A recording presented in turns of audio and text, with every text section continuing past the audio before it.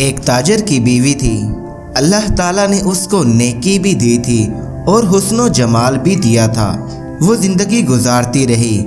اس کا خاوند سفر کے لیے کسی دوسرے شہر جاتا ہے تو کچھ دنوں کے وقفے سے اسے اس شہر جانا پڑتا ہے، وہاں اسے رہنا پڑ جاتا ہے۔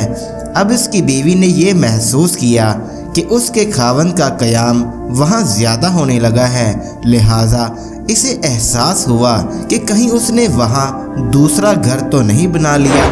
چنانچہ اس نے اپنی اعتماد والی ایک خادمہ سے کہا کہ تم اس کے پیچھے پیچھے جاؤ اور دوسرے شہر میں جہاں وہ رہتا ہے وہاں ہمسایوں سے جا کر معلومات حاصل کرو۔ جب اس نے وہاں سے معلومات لی تو پتہ چلا کہ چونکہ اسے وہاں 10-15 دن رہنا ہوتا تھا، اس لیے اس نے وہیں کسی عورت سے نکاح کر لیا تھا اور اسے ایک گھر بھی لے کر دیا تھا جہاں وہ جا کر رہتا تھا اور گناہ نہیں کرتا تھا۔ البتہ اس نے دوسرا نکاح کر لیا تھا۔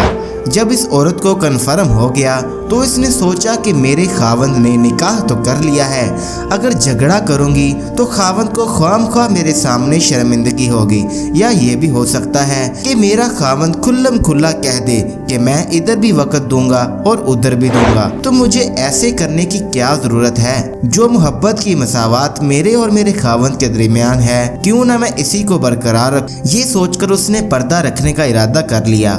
چنانچہ وہ اپنے خاوند کے ساتھ اسی محبت کے ساتھ رہتی رہی، حالانکہ اسے یقین تھا کہ جب یہ دوسرے شہر میں کاروبار کے لیے جاتا ہے تو وہاں اس کی دوسری بیوی بھی موجود ہے۔ اللہ کی شان کہ کچھ ہی مہینوں کے بعد خاوند کی وفات ہو گئی۔ جب خاوند کی وفات ہوئی تو اس کا جتنا بھی سرمایہ تھا وہ سارے کا سارا اسی بیوی کے پاس تھا۔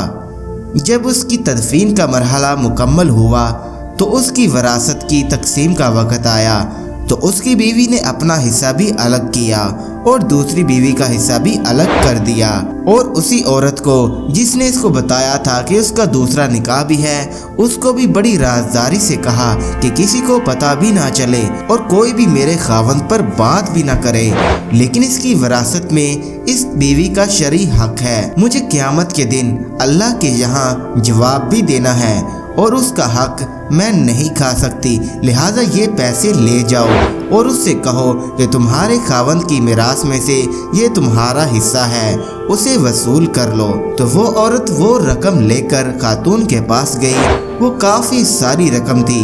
اس نے جا کر اس سے بات کی کہ اس کے خاوند کی وفات ہو گئی ہے اور اس کی بیوی نے اس کی وراثت میں سے تمہارا حصہ نکالا ہے، کیونکہ تم بھی آخر اس کی بیوی ہو۔ وہ اگر تمہارا حق کھائے گی تو وہ قیامت کے دن اللہ کو جواب نہیں دے سکے گی۔ لوگوں کو تو پتہ نہیں مگر اللہ کو تو پتہ ہے، لہٰذا تم یہ اپنا حصہ وصول کر لو۔ اس عورت نے وہ رقم پکڑ کر کہا، اللہ اس کا بھلا کرے، وہ کتنی نیک عورت ہے، وہ کتنی اچھی عورت ہے جس نے میرا خیال رکھا۔ پھر اس نے کہا کہ تم یہ مال میری طرف سے لے جا کر اسی عورت کو واپس کر دو، اس لیے کہ اس خاوند نے مرنے سے 1 ہفتہ پہلے مجھے طلاق دے دی تھی، اور اس طلاق کا پتہ یا مجھے ہے یا پھر میرے اللہ کو ہے، لہٰذا اس وراثت میں میرا کوئی حصہ نہیں بنتا، یہ اسی کا حصہ ہے، لہٰذا اسے واپس کر دو۔